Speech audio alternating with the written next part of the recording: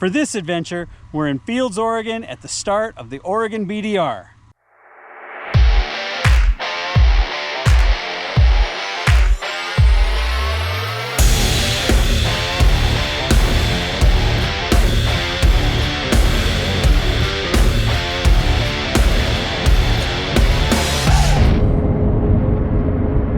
You might need your sunglasses in this bright early morning sun. When you only have 5 days to run 270 miles of backcountry, and you have over 360 highway miles to get to your starting point, you have to get an early start to knock the highway miles out, and that makes for a very long day.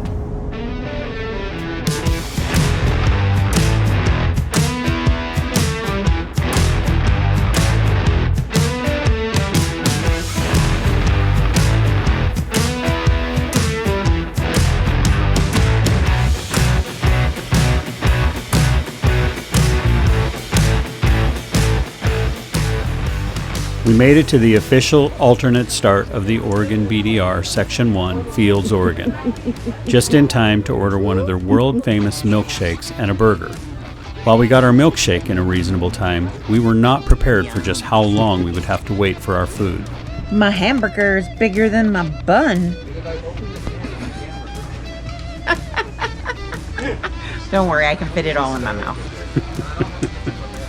Oh, is this a fitness challenge?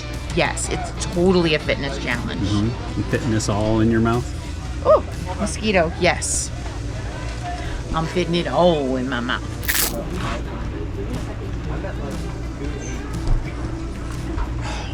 We finally got through both of the hard parts. We got here and we waited forever for food. Legitimately an hour and a half. An hour and a half. But I mean, there was a lot of people here. There were a lot of people here. It's Memorial Day weekend. And as you saw, my burger is bigger than my bun. But dang man, don't come before you get hungry. That's what she said. After what ended up being a late lunch, early dinner, we were finally ready to hit the trail.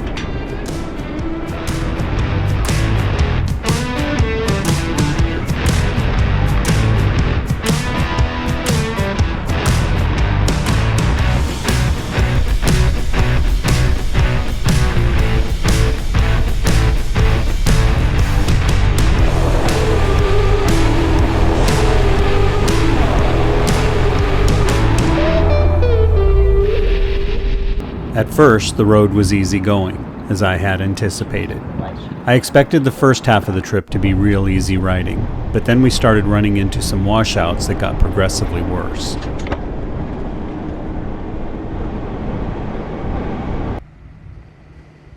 The camera never quite does it justice. This hill is really steep, and with some fairly significant washouts. I hadn't planned on encountering these kinds of challenges so early in the route, but it is still spring and snowmelt is still a thing. The closer we got to the Pueblo Mountains, it seemed, the rougher the road got.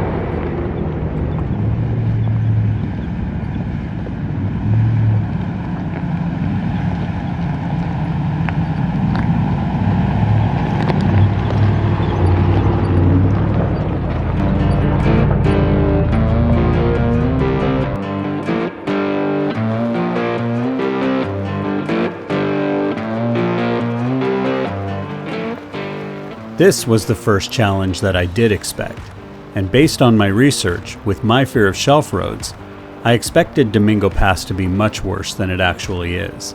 Although, Look at me being a big brave boy and standing out on the edge to film the rigs passing by.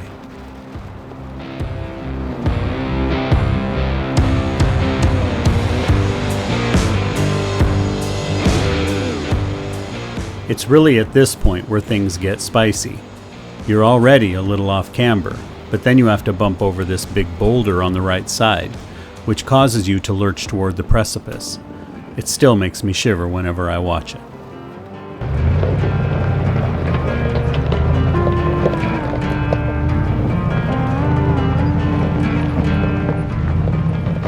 Of course, Lisa's big rig, Harrison the Ford, being as wide a boy as he is, says, "Boulder? What boulder?"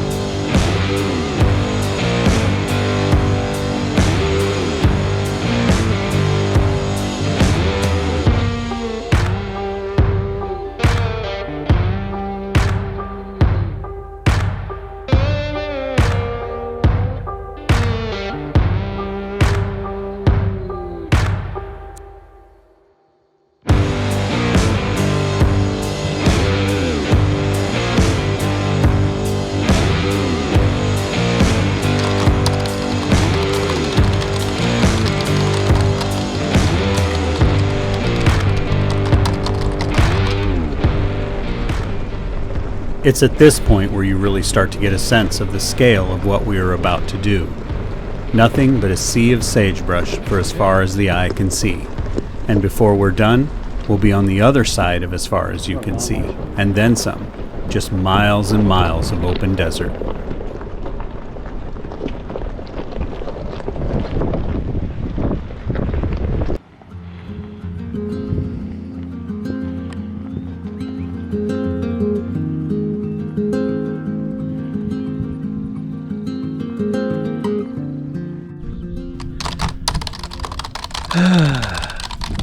Okay, day one. Day one was a long day. What do we have? 360 miles to get down here from Vancouver. It was about 6.5 hours driving, 7 hours, including potty stops, fuel stops. And then we did the first 20 miles or so, went over the pass, had a couple of hairy moments in there. The road was definitely in worse condition than the research that I had done showed it to be. But man, does it get any better than this?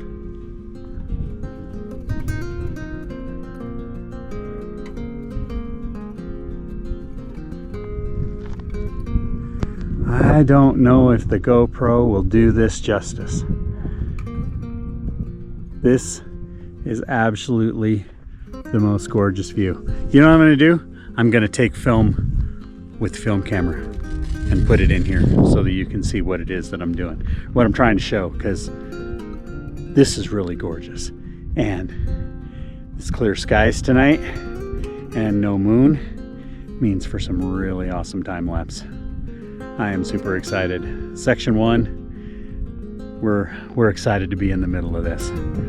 So now we already had dinner, so we're just gonna watch the sunset and enjoy some campfire time and hit the sack. Tomorrow's another long day.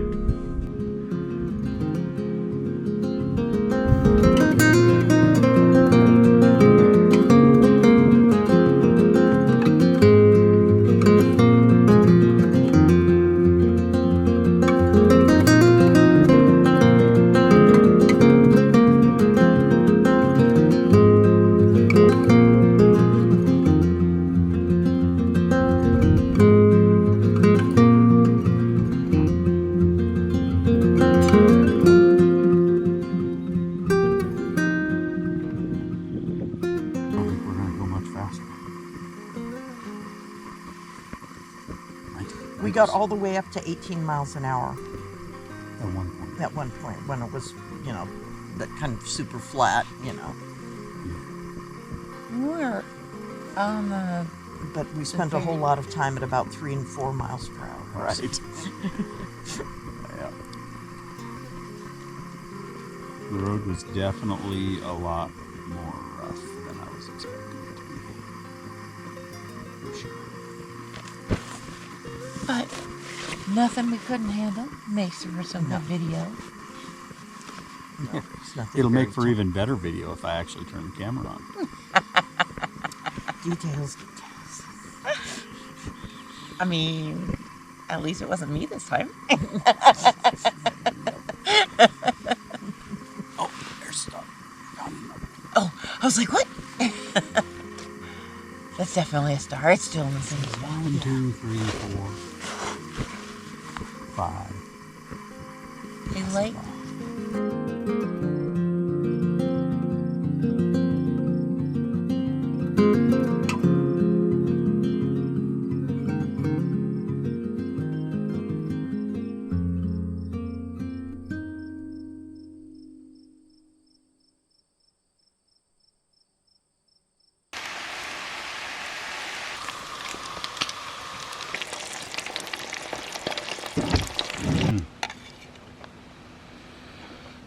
Okay. Now I'm starting to feel human. There you go. No dinner, and then you have to make breakfast before you can eat it. Puts a long time between meals.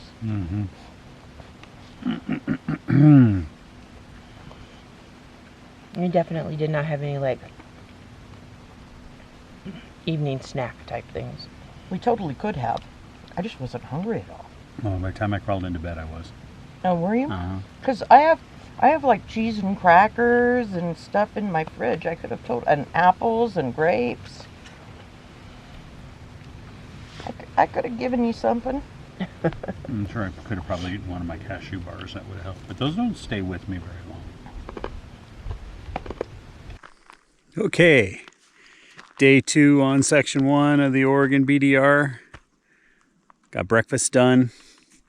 Getting things cleaned up. And we'll get on the road.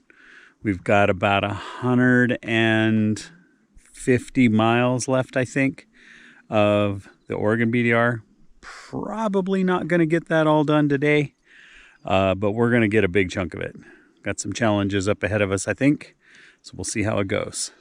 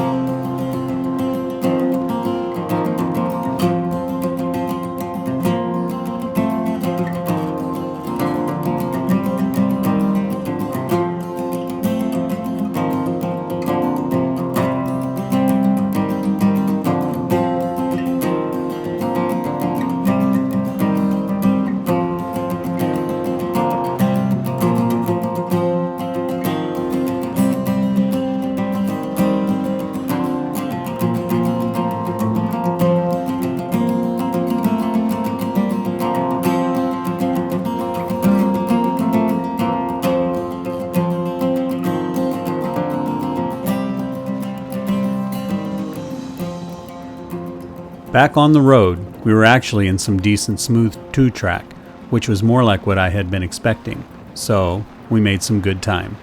And let me say, being able to fly the drone wide open without having to worry about obstacles is kind of fun and allowed me to get some great shots.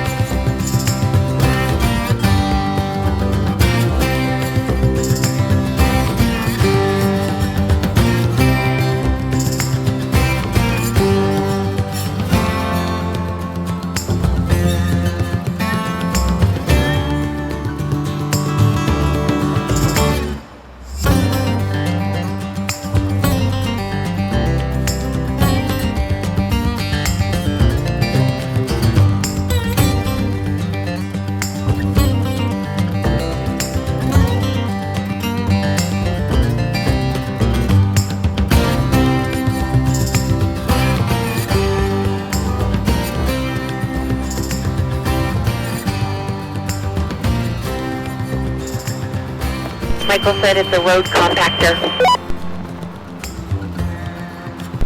He read my mind. I'm like, what would that be used for? Oh, I bet they use it to build the roads out here.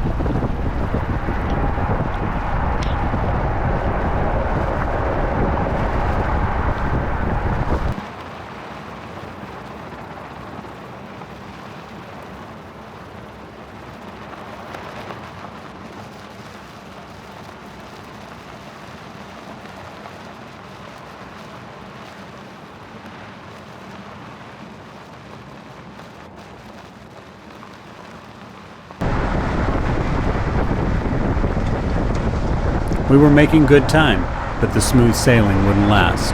Soon we found ourselves doing some more technical and much slower driving. When things start to get a little rough, we're much more inclined to take our time. Breaking something out here would be very difficult and expensive.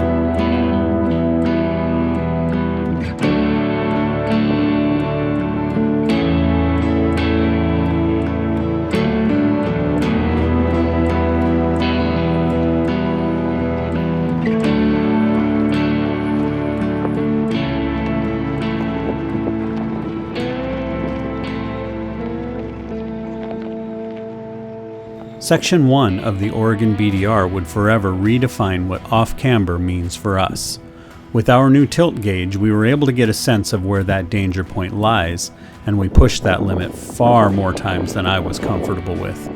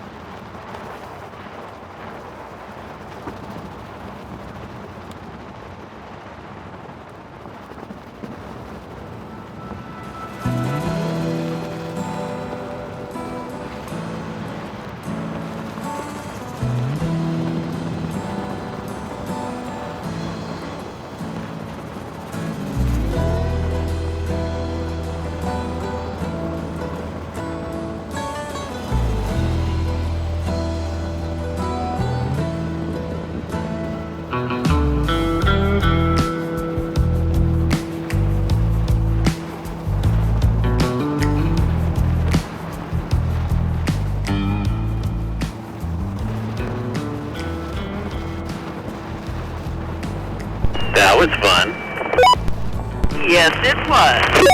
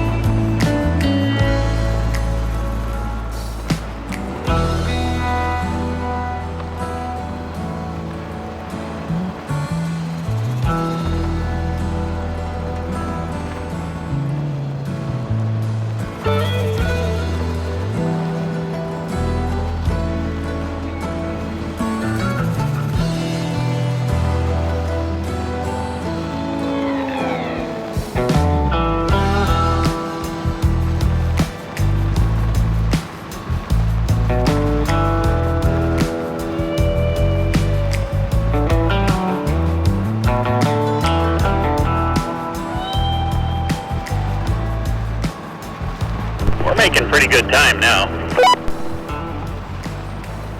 You're staying back out of our dust, right? I can't see you. Yeah, I'm right behind you.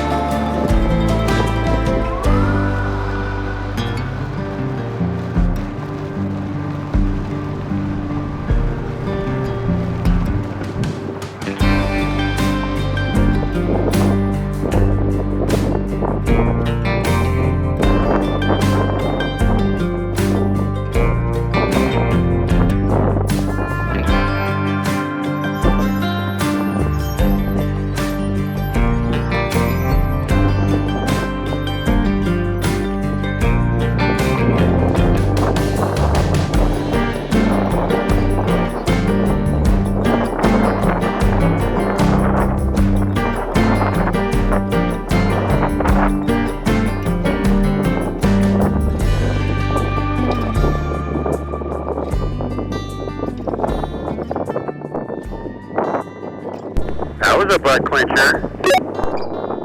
Yeah, that one had, yeah, uh-huh.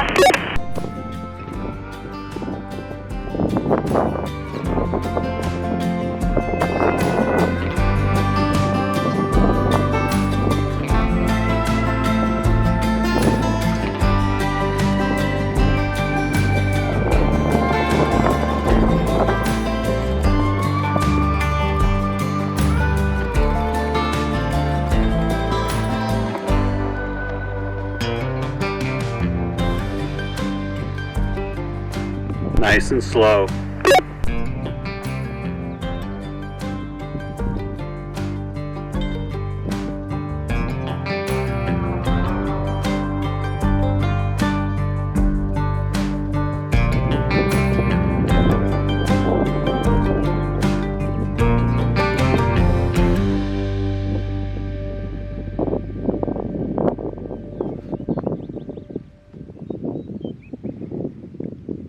Piece of cake.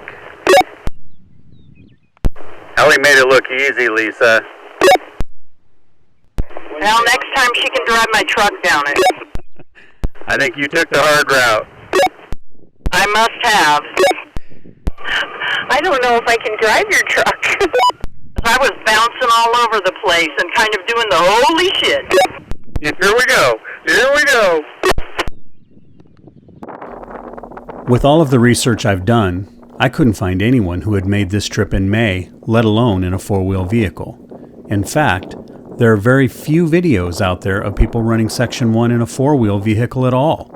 It seems like so many people just skip this area because it is so vast and desolate, with very few points of interest. I would submit that the vastness of this place is the point of interest, and seeing it in the spring when everything is still in color, that's when you want to go. You just have to time it between when the spring thaw dries and before the extreme fire danger sets in, when these roads are technically closed. By my math, that's about a 2-week window in mid to the end of May, between environmentalists pushing to close this land and our government that wants to sell it to private owners. I fear that it won't be open to us for very much longer. I'm glad we did it while we had a chance, because these are memories I will hold for a lifetime.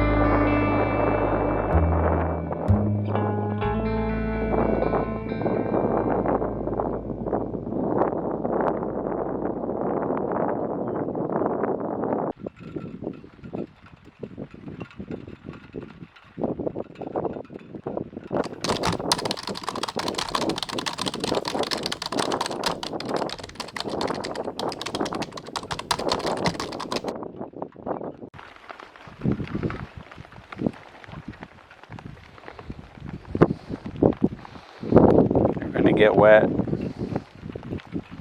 Okay. The end of a long day, as advertised. We did about 96 miles today, and they were 96 interesting miles. I would say probably half of it was what we call sprinter trail. Gravel roads, travel along 35, 40 miles an hour. And then the other half of it were some degree of moderate technical.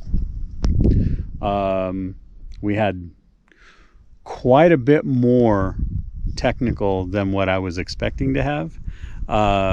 We had, probably half a dozen times where we were 20% off camber. Like, it was just crazy. Lots of washouts, a little bit of water, a little bit of mud here and there. As you can see from the vehicles, they are pretty muddy. We are still on section 1. We have about 50 miles by my math to get into Plush. Most of that will probably be sprinter trail. We will have a little bit here of this road left that we're on before we get there. Probably maybe 20 miles by my guess. So I expect we'll probably be into Plush sometime tomorrow early afternoon. And then we get gas and head up toward Christmas Valley. Giving ourselves plenty of time, not getting in a big hurry, not tearing stuff up, just enjoying the trip. So now we've showered, and Ellie's getting ready to make us a fantastic dinner and a little bit more campfire time tonight, and then off to bed. So just going to enjoy a low-key evening tonight. There's nothing exciting going on over there.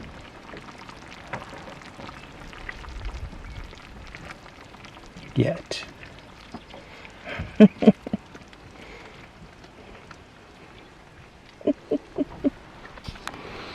Here's the other parts.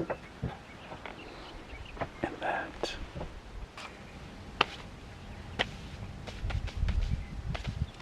It's the car. My knees were brown. I'm realizing how this color of dust doesn't go with these pants. I should be wearing, something kind of khaki color. It's the right, Right? was the right color for this. Right? I don't have any khaki gauze pants. I got a khaki gauze shirt.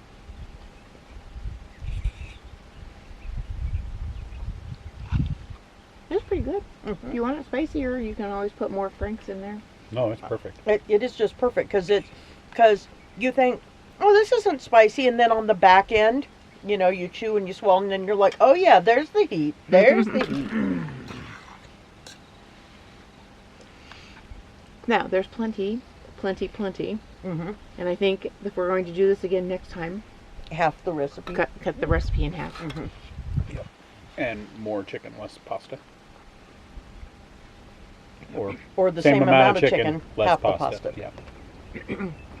And there's about 3 times as much chicken in here as it actually calls for. Oh, okay. There you go. Well then. It only calls There for you go. 1 cup of chicken. Oh yeah, and there's actually 1 chicken Mm-hmm. because I shredded a whole rotisserie chicken. Right.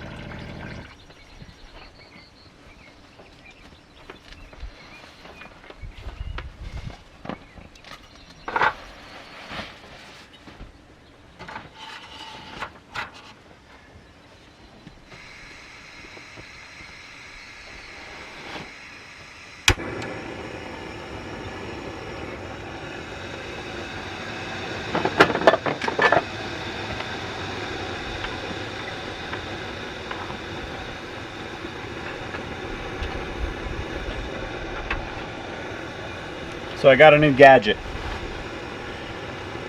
See a lot of overlanders using these things, and I always thought it's kind of a little bit pretentious. Do you really need fresh ground coffee for camping? And I'm pretty bougie, but I've thought that's kind of ridiculous. However, we are learning that beans, coffee beans, store more easily and in less space than coffee grounds. So we're going to try it.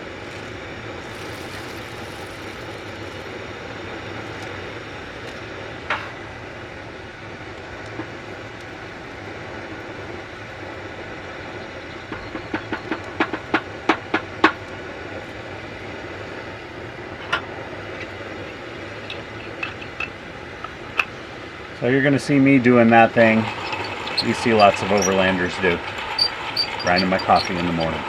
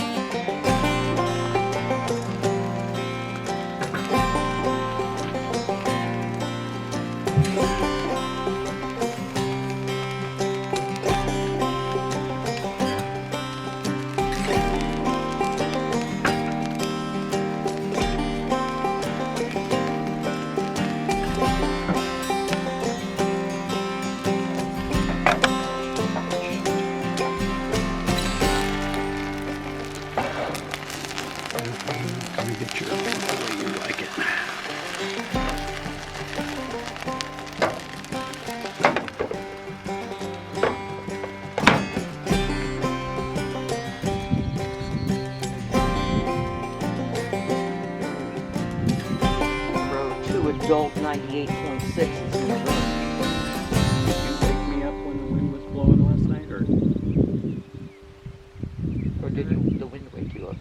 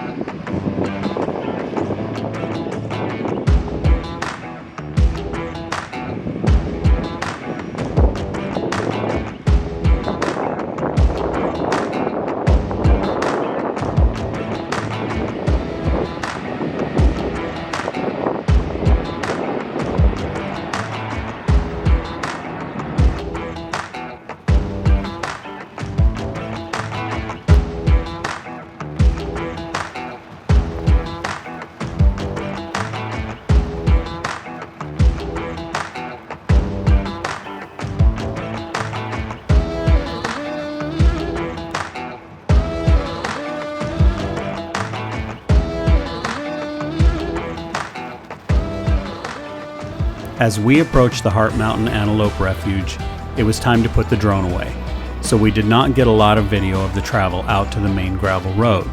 But let me tell you, it was perhaps the longest 20 miles I think I've ever traveled. Rocks everywhere. So many rocks. But we did see this guy. He wasn't the first antelope we'd seen, but he was the closest one to us and not at a dead run. It is surprising to me how incredibly fast they can run in this terrain. We finally made it out to French Glen Road, which is basically a gravel highway.